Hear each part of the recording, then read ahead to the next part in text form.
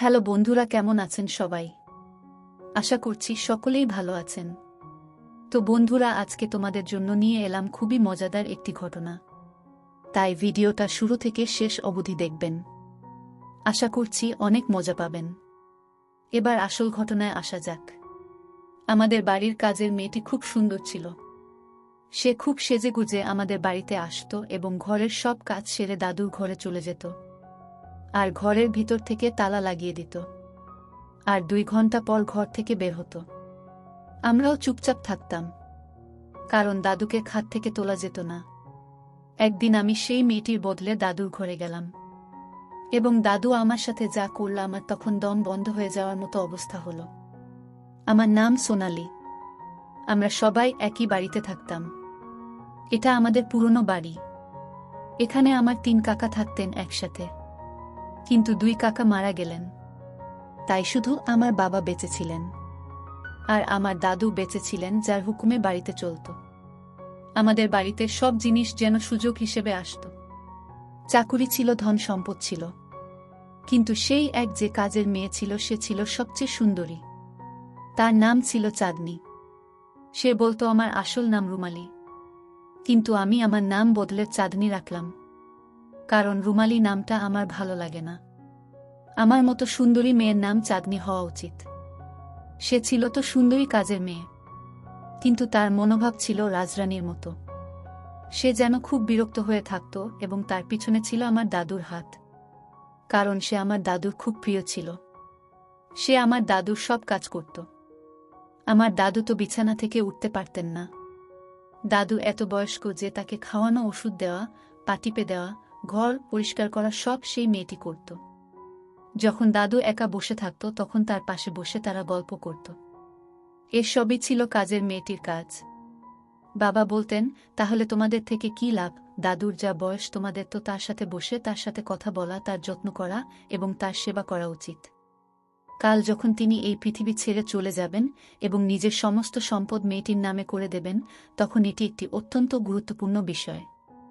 আমার কাকা দুনিয়ায় ছিল না, কিন্তু তাদের সন্তান ছিল, এবং আমাদের কোনো ভাই ছিল না। তাই বাবার খুব চিন্তা ছিল যেসব সম্পদ আবার যেন নাতিদের মধ্যে না ভাগ হয়ে যায়। আর আমার বাবা এক অংশ পাবে, আর সেটাও আমাদের 2 বোনের বিয়েতে খরচ হয়ে যাবে। তাই বাবা মন খারাপ করতেন। কিন্তু দাদুর কাছে বসতে আমাদের একটুও ভালো লাগত না। সে খুব অদ্ভুত অদ্ভুত কথা বলতেন। কাউকে চিনতেও পারতেন না এমন লোকের সাথে বসে মানুষ কি বা করবে, অথচ চাঁদনি তো তার কাছে বসে খুব খুশি হতো।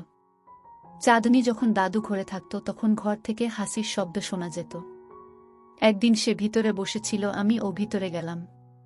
আর সামনের দৃশ্য দেখে অবাক হয়ে গেলাম। দাদুর হাতে দেখে অনেক টাকা, আর সেটা তিনি তার হাতে দিচ্ছিলেন। এই টাকা অন্তত 25,000 টাকা তো হবে। আমি বললাম, এসব কি হচ্ছে? ওকে এত টাকা কেন দিচ্ছ? তখন দাদু বলল, ওটা ওর মাসের খাটনির টাকা, ওর মাইনে। আমিও সুযোগ পেলাম। আমি বললাম, আমিও টাকা চাই। দাদু আমাকে একটি 5 টাকার নোট দিলেন। আমি বললাম, আজকাল 5 টাকাতেই কি হয়? ঘরের কাজের মেয়েকে 25,000 টাকা দিচ্ছ, যখন তার বেতন ততটা না, আর নিজের নাতনির জন্য মাত্র 5 টাকা। বাবা বলতে থাকতেন, যা ওনার কাছে গিয়ে বসো, তুমি ওনাকে একটু ভালোবাসো না? আর এদিকে যখন এই অবস্থা, তখন আমরা সময় নষ্ট করে কি করব? এই বলতে বলতে আমি বাইরে বেরিয়ে এসে বাবার সাথে ধাক্কা খেলাম।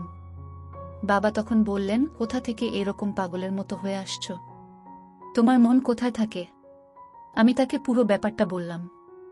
বাবা আমাকে অবাক হয়ে জিজ্ঞাসা করলেন, তুমি কি সত্যিই তাকে টাকা দিতে দেখেছ?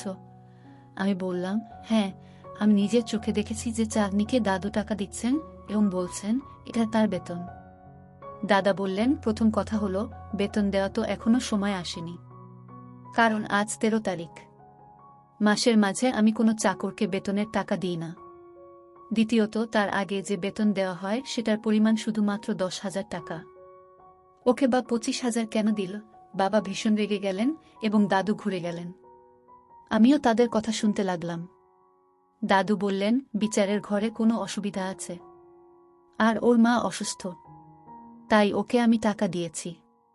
দাদু আমার বাবাকে বললেন, তোমার মেয়ে তো খুব বড় গোয়েন্দা দেখছি। আমার ঘরে এসে গোয়েন্দাগিরি করে চলে গেল। আর ঘরের মধ্যে ঝগড়া লাগিয়ে দিল, যদি কোনো গরিবকে একটু পয়সা দিই তাহলে কি এমন হয়ে যাবে, বিছানায় অসুস্থ পড়ে আছি আমি, মরতে মরতে যদি কোনো ভালো কাজ করে যায় তো তোমাদের কিসের সমস্যা? কি চাইছো? যে পয়সাগুলো সব তোমাদের মুখে চলে যাক, তোমাদের থেকে আমার কোনো লাভ হয়? যখন আমার প্রয়োজন, আমার মন ভারী হয়, তখন না তুমি আমার কাছে এসে বসো আর না তোমার সন্তানরা। তো আমি এখন কি করি? বাবা তখন লজ্জায় পড়ে গেলেন। বাবা বললেন, এবার থেকে যখনই দাদুর ঘরে যাবে তখন এদিক ওদিকের কোনো কথা বলবে না। আর ওই কাজের মেয়েটির মা অসুস্থ, তাই তাকে টাকা দেওয়া হয়েছে। দাদা বেশ চিন্তায় ছিলেন এবং রেডিও ছিলেন, কারণ ওনাকে অপমান করা হয়েছিল। তারপর বাবা নিজের ঘরে চলে গেলেন। পরে একদিন বাবা আমাকে অদ্ভুত এক কথা বললেন, যেটা শুনে আমি আর বাবা দুজনেই অবাক হয়ে গেলাম। আমার ছোট বোন অনেকটাই ছোট ছিল, ওই মাত্র 10 বছর বয়স, আর আমার 17। আমি আর বাবা নিজেদের মধ্যে কথা বলছিলাম। বাবা বলল, তোমাকে একটা কথা বলার আছে, আর তারপর থেকে তোমাকে ঘরে ভীষণভাবে নজর রাখতে হবে। জানি না কি এমন কথা। আমি বললাম ঠিক আছে। বলল, তারা নিশ্চয়ই কোনো ফোন দিয়ে আসছে, সে তোমার দাদুর কাছে মিথ্যে বলে বলে তার থেকে টাকা নিচ্ছে। গতকালই আমার সাথে ওর ছোট ভাইয়ের দেখা হয়, তখন তাকে জিজ্ঞাসা করি যে তোমার মা তো অসুস্থ ছিলেন, এখন কেমন আছেন? তখন সে বলল যে আপনি তো অদ্ভুত কথা বলছেন, আমার মা পৃথিবী ছেড়ে চলে গেছে, 4 বছর হয়ে গেছে। শুনে আমি তো অবাক হয়ে যাই। তার মানে তোমার দাদুকে নিজের মায়ের অসুস্থতার মিথ্যে খবর দিয়েছে চাঁদনী, যখন কিনা তার মা অনেক আগেই মারা গেছেন। বাবা বললেন, এই চাঁদনী মেয়েটা ভীষণ চালাক, তাই আমি তোমাকে এই সমস্ত কথা বলছি। এখন থেকে চাঁদনীর উপরে নজর রাখবে। একদিন আমার বাড়িতে আমার বন্ধু এলো, ঘরের সম্পদের অভাব নেই। আমার বন্ধু বোধহয় এই জন্যই আমার সাথে বন্ধুত্ব রেখেছিল। সে যখনই ঘরে আসতো ভালো খাবার দিত, আর আমি তার থেকে জিনিসপত্র পেতাম। তার বদলে তার বাড়ি ভাড়া তা আমি দিয়ে দিতাম। ঘরে এসে চাঁদনীকে দেখে সে বলল, এই মেয়েটাকে? আমি বললাম, কাজের মেয়ে। বন্ধুরা বলল, কি বলছিস, কাজের মেয়ে? আর এই যে কিনা 10,000 টাকার পোশাক পরে আছে। আমি অবাক হয়ে গেলাম। বলল, ঠিকই বলছি। আর সে সাথে সাথে ইন্টারনেট দেখে বলল, এই পোশাকের দাম 1000 টাকা, যেটা কিনা নতুন বাজারে এসেছে। খুব কম লোক আছে যারা এটাকে কিনতে পারে, কিন্তু ঘরের কাজের মেয়ে 1000 টাকার পোশাক পরে আছে। আর তুই জানিস না, এই পোশাকটা তো তোর পরা উচিত। আমি সেটা জানা মাত্রই রেগে গেলাম যে আমার বাড়ির কাজের মেয়ে এত দামি পোশাক পরে আসছে। ও পুরো বাড়িতে এমনভাবে থাকে যেন নিজেই বাড়ির মালিক। ঘরের কাজ সে যা করে তার মধ্যে শুধুমাত্র খাবার বানায়। রান্নাঘরের কাজটুকুই তাকে করতে হয়, কারণ সে খাবারটা ভালোভাবে বানায়। আর খাবার বানানোর পরই দাদুর ঘরে চলে যায়। আবার ঘর থেকে হাসির আওয়াজ আসছিল। ভাবলাম আমিও একটু দেখি যে ব্যাপারটা আসলে কি, এত হাসির আওয়াজ আসছে কেন? দাদু আবার তাকে নোটের পর নোট দিয়ে যাচ্ছে না তো? আর সেগুলো সে নিচ্ছে না তো? দরজা খোলার চেষ্টা করলাম। দরজায় টোকা দেওয়ার কোনো দরকার ছিল না, কারণ এটা আমার নিজের বাড়ি, এই বাড়ির মালিক আমি। কিন্তু এটা দেখে আমার পায়ের তলার মাটি যেন সরে যাচ্ছিল। সে দরজা ভিতর থেকে বন্ধ, তাই দরজা খুলল না। আর সে এতটাই হাসিতে মশগুল ছিল যে বুঝতেই পারল না যে আমি দরজায় টোকা মারছে। বাবাকে ফোন করলাম আর সবকিছু বললাম। বাবা নিজেও অবাক হয়ে গেলেন আর বললেন যে কি জানি এই বাড়িতে কি সব হচ্ছে, এরকম কিছু ঘটছে না তো যার জন্য আমাদের বাড়িতে সবার উপর বিপদ আসতে পারে। তারা দিনের পর দিন আমাদের মাথার ভিতর ঢুকে যাচ্ছিল। ওর আদব কায়দা, ওর আচরণ, ঘরের মধ্যে মাথা উঁচু করে ঘুরে বেড়ানো, এমন কিছু রহস্য ছিল যে তার সম্পর্কে আমাদের জানা ছিল না। ও এমন কিছু নিশ্চয় করেছিল যে আর যেন কোনো ভয় ছিল না। ও আমাদের কথা শুনছিল না। একবার আমি জুসের গ্লাস হাতে ধরে যাচ্ছিলাম, জুসের কাচের গ্লাসটা আমার হাত থেকে পড়ে গিয়ে ভেঙে গেল। জুস যখন পড়ে গেল তখন আমি চাঁদনীকে বললাম যে তুমি এটা পরিষ্কার করে দাও। তখন সে রান্নাঘরের খাবার বানাচ্ছিল। সে বলল, সাইটে কাপড় আছে, সেটা দিয়ে নিজে পরিষ্কার করে নাও। আচ্ছা, কোনো বাড়ির কাজের মেয়ে আপনাকে এভাবে কথা বলতে পারে? আপনাকে নিজের কাজ করে নিতে বলতে পারে, যখন কিনা তাকে কাজের জন্য রাখা হয়েছে? আর আপনি তাকে কাজের জন্য বেতন দিচ্ছেন। আমি রেগে গেলাম। আমার চাঁদনির সাথে ঝগড়া হয়ে গেল। আমি বললাম, বাড়ির কাজের মেয়ের মতোই থাকুক। বাড়ির মালিক হওয়ার চেষ্টা করো না। আমি তোমাকে কাজ করতে বলেছি, আর তুমি আমাকে কথা শোনাচ্ছে। কাপড়টা উঠাও, আর যেটা পড়ে আছে মেঝেতে সেটাকে পরিষ্কার করে। তখন সে বলল, আমি খাবার বানাচ্ছি, আমার কাজ হলো খাবার বানানো। যে ভুলটা নিজে করেছ সেটা নিজেই পরিষ্কার করে। সে জেদ করতে লাগল, কিন্তু ওটা পরিষ্কার করল না। তারপর বাইরে থেকে মালি বাবা আসলেন এবং দেখলেন ঘরের মধ্যে নোংরা হয়ে আছে। তখন তিনি নিজেই সেটাকে পরিষ্কার করে দিলেন, যখন কিনা এটা তার কাজ ছিল না। আমিও পরিষ্কার করিনি, কারণ আমি রেগে গিয়েছিলাম। আমি ঘটনাটা বাবাকে বললাম, আর বললাম যে এই মেয়েটাকে কাজ থেকে বের করে দাও। বাবা বললেন, ঠিক বলেছ, একে বাড়ির কাজ থেকে বের করে দিতে হবে। বাবা তার পরের দিনই কাজের মেয়েটিকে এই মাসে মাইনে এবং পরের মাসের মাইনে দিয়ে বেরিয়ে যেতে বললেন, কারণ তাকে তো আগে থেকে জানানো হয়নি। না জানি তাকে বের করে দেওয়া হচ্ছে। সে চলে যাওয়ার পরিবর্তে আমার দাদুর ঘরে ঢোকার চেষ্টা করতে লাগল। সে বলল যে দাদুর সাথে দেখা করে চলে যাবে। আমি তাকে বললাম দাদু ঘুমাচ্ছে, যদিও দাদু তখন ঘুমোয়নি।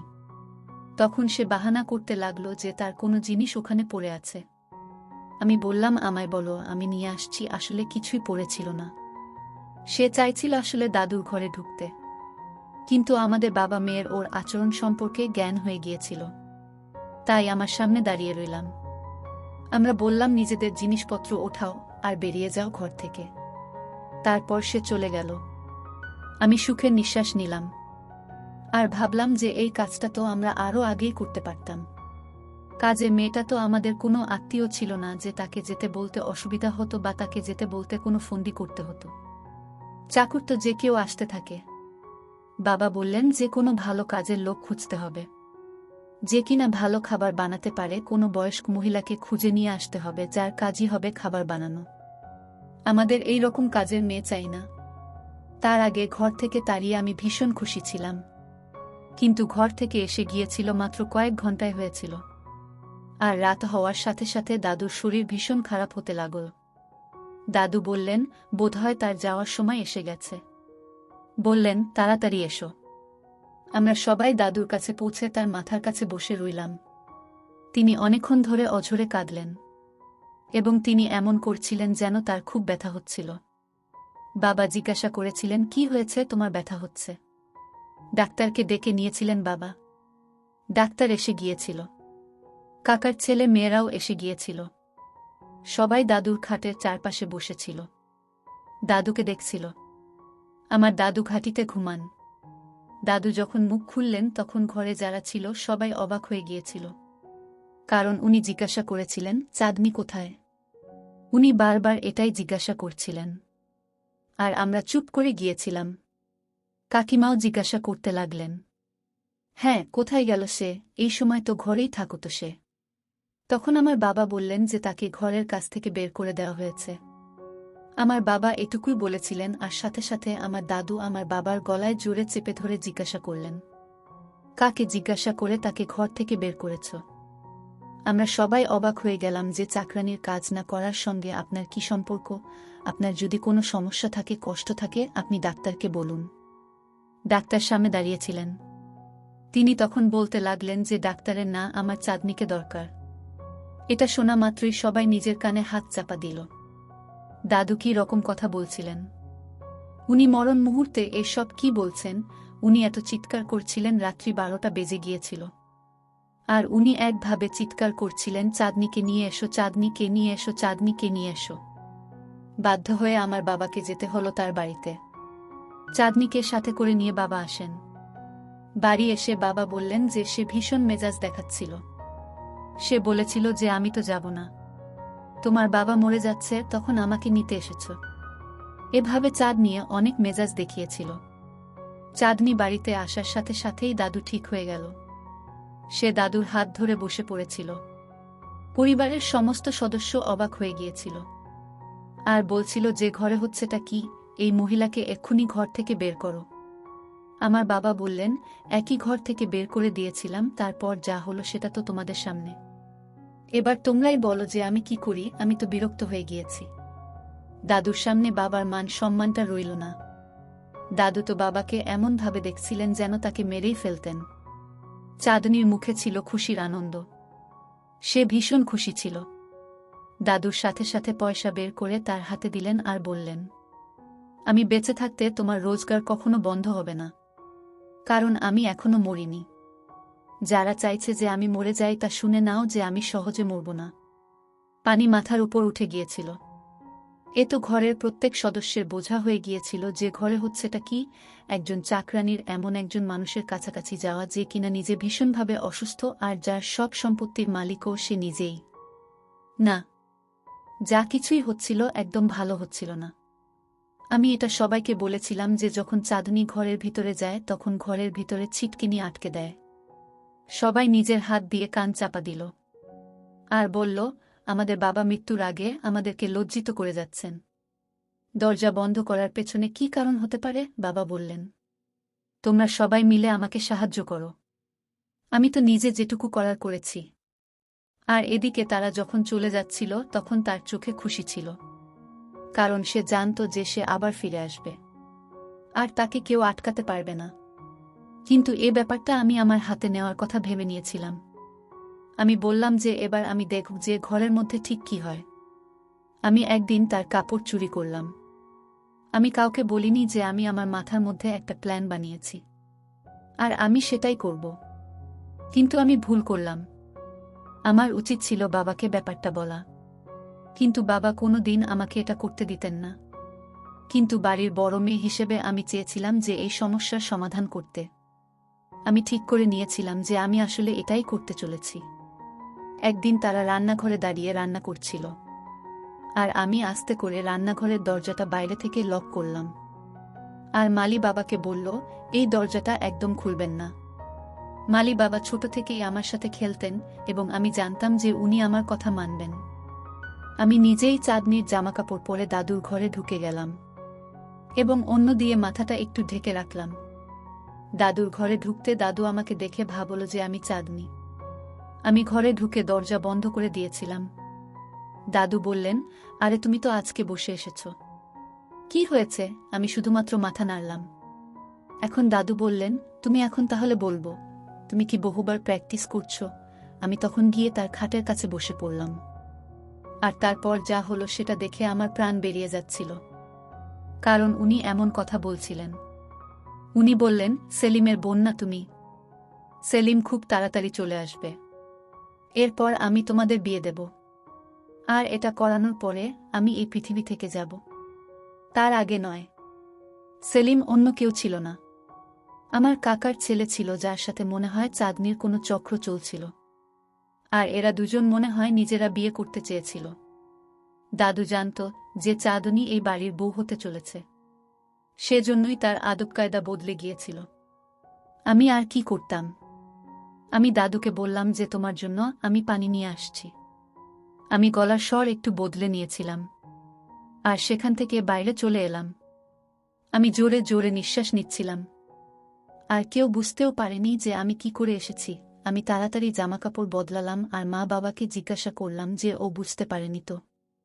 উনি বললেন, সে রান্নাঘরের কাজে ব্যস্ত আছে।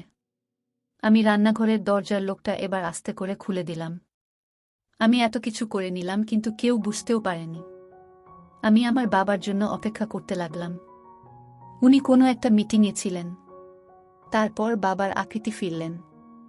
আমি বাবাকে বললাম যে বাবা, তোমার সাথে আমার একটু জরুরি কথা আছে।